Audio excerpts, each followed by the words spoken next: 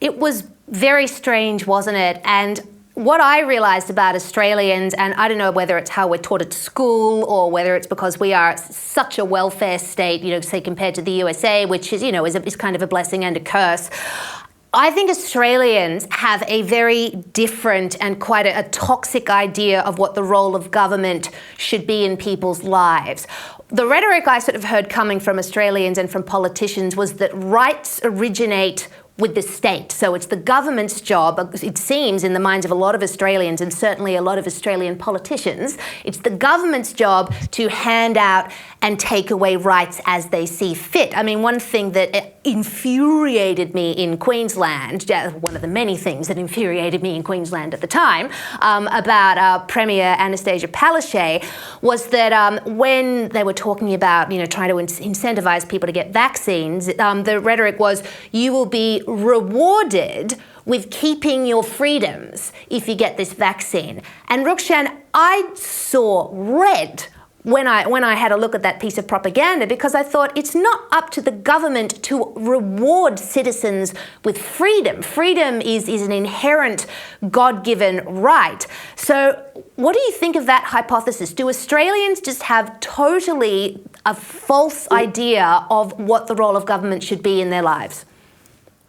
Yeah, look, I mean, just to kind of add to that, I think Australians are very good people, are fair-minded people, and are good community sports, right? Like for when this all went down, for myself as a business owner, I was very early on happy to support the government.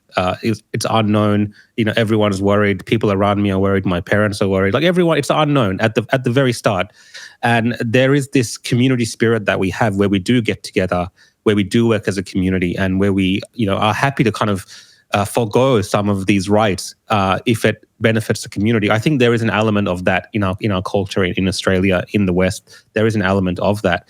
But having said that, just because we're willing to do that in that moment, when we start to see that being infringed to a point where it's no longer just about everyone working together as a community. Now it's become, hey, if you don't do this thing, whether it's vaccine passports or get the jab, whatever it is, if you don't do this thing, you can't have a job. I think that's overstepping the mark. And like you said, that blurs the line between the rights of the individual and the role of the state. And what we saw during that time was the state, the overarching institutions of the state, with the help of the media and these globalists, really, because a lot of these commands are coming down from what was happening internationally. We can argue about that, although we like it as a conspiracy theory or not. But what we saw happening in Australia mirrored what was happening in the UK, what was happening in the US. We were kind of getting that same type of the same set of commands, or maybe a week later on, right? So yeah. When that started happening and we started losing our rights and losing our voices, losing the ability to gather as a community. Now, it's one thing for the government to say, well, you're allowed to protest, but do it online. I mean, that's like if some country somewhere else in the world said that, we would say, oh, well, they're being undemocratic. But all of a sudden now we have to accept all these information that they're giving us, and we can no longer protest against the infringements against our rights. I mean, that's just a very basic example, but we started accepting that, and people were cheering that on, which is even stranger. Yeah. People were cheering that on, and I always thought, like, if it's for this particular reason, like I started to understand why in other parts of the world how these dictators get away with things. They get the community on side. They create the enemy.